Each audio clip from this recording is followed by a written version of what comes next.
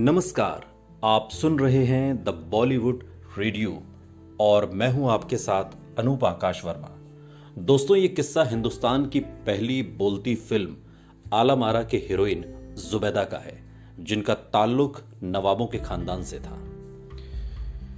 फिल्मों का नाम आते ही तरह तरह के हीरो हीरोइन, इनकी तस्वीरें हमारे आंखों के सामने तैरने लगती हैं। ये हीरो हीरोइन हर किसी की जिंदगी में इतना रचे बसे हैं कि टीवी पर आने वाले विज्ञापन से लेकर मोबाइल पर दिखने वाले वॉलपेपर तक में शामिल हैं। लेकिन क्या आप जानते हैं, एक जमाना ऐसा भी था जब फिल्में देखना सिर्फ रईस लोगों की आदत थी। साधारण आदमी तक तो थिएटर बहुत मुश्किल था, असंभव था पहुंचना। भले ही आज हम मोबाइल पर अपनी पसंदीदा फिल्में देख लेते हों, अपने पसंदीदा सितारों की फिल्में देख लेते हों, लेकिन कई दशक पहले ये सब इतना आसान नहीं था। कई साल पहले जब भारत की पहली फिल्म बनी थी राजा हरिश्चंद्र, तो उसमें हीरोइन का किरदार निभाने के लिए कोई महिला ही नहीं मिली और तब एक आदमी ने नायिका का किरदार निभाया। तो आज का किस्सा हिंदी फिल्मों की पहली नायिका, जिसने फिल्मों में अभिनय के लिए महिलाओं के लिए दरवाजे खोले,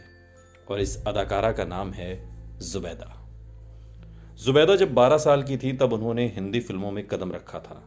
सबसे पहली फिल्म कोहिनूर में जुबैदा सिर्फ 12 साल की थी।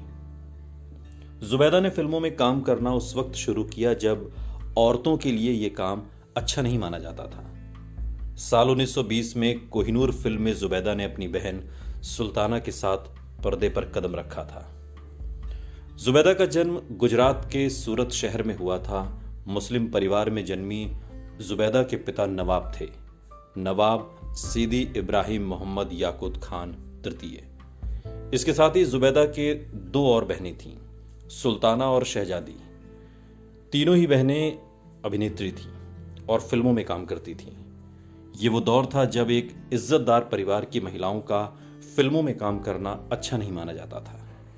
जुबैदा ने पहली बोलती फिल्म आलम आरा में अभिनय किया, जिसके बाद उनके काम की मांग और ज्यादा बढ़ गई और उनके मेहनताने को भी उस दौर के हिसाब से बहुत ज्यादा बढ़ा दिया गया। जुबैदा अपने जमाने की चर्चित अभिनेत्रियों में से एक थी।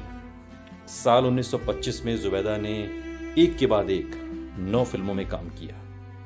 इसमें काला चोर, देवदासी, देश का दुश्मन जैसी तमाम फिल्में हैं। जुबैदा ही हिंदी फिल्मों की पहली नायिका थी जिसने पहली बार स्क्रीन पर किस तरह से तहलका मचाया था फिल्म इजरा मिर्जा में जरीन नाम की एक सर्कल गर्ल का किरदार निभाकर। यह किरदार उनके पूरे फिल्मी करियर को यादगार बनाता है। जुबैदा ने साल 1988 में मरने से पहले आखिरी फिल्म निर्दोष अबला की थी, जिसमें उन्होंने बतौर एक्ट्रेस काम किया था और छोटा सा किरदार था, लेकिन छाप छोड़ गया। सुनते रहिए द बॉलीवुड रेडियो, सुनता है सारा इंडिया।